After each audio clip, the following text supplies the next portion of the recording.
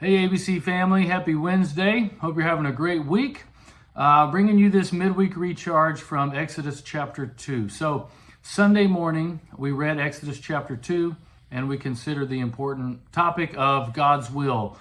How do I know God's will for my life when I can't see it clearly? We looked at Moses and how in this chapter he was dealing with issues of his own sinfulness. He killed an Egyptian man, he hid him in the sand. And then he was confronted about it from some other Israelites. He was dealing with his own cowardice. He fled Egypt. He ran to the wilderness in Midian, and he was hiding behind a well. He was dealing with all these people and all these voices and all these circumstances that clouded his view of, where is God in all of this and what is God's will for me? And we were reminded of a beautiful promise of Scripture that God works all things together for good, for those who love him, those who trust him, those who believe in his name. And even in the middle of all those things, God was with Moses. While he was hiding, he brought him a wife. He brought him a meal. He connected him to his new family, right? And when he, in the middle of, his own sin, which drove him to the desert, even that could not keep him from God's will for his life.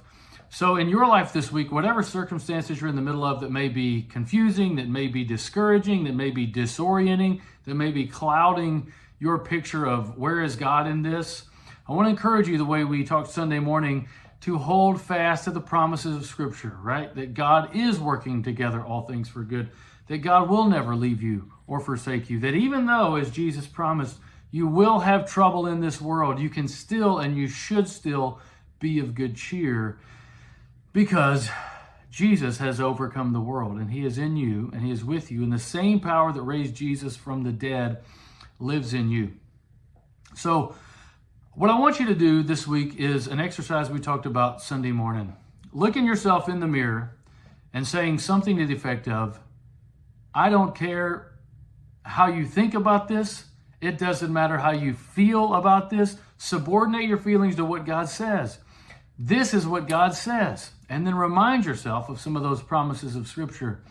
That you can bring anything to Jesus because he's been tempted in every way just as you were, and yet was without sin.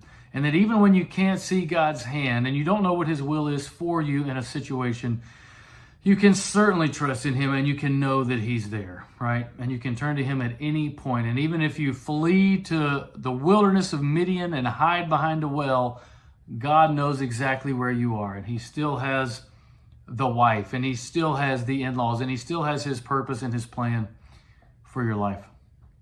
So practice that this week if you need to. And every week, if you need to pick up the phone and call someone, hey, I just wanted to share this with you. Text somebody. Don't delay. Pick up the phone if God brings somebody to your mind, and encourage them to do that same exercise, and remind one another that God is with you. His hand is on your life. His plans, his will cannot be thwarted. His purposes will be fulfilled in his time and his ways. And sometimes we have to go through seasons of the wilderness and wrestling through issues of our own sin before we turn to God and we see his purpose and his hand in our life. So look forward to seeing you on Sunday morning as we look at Exodus 3.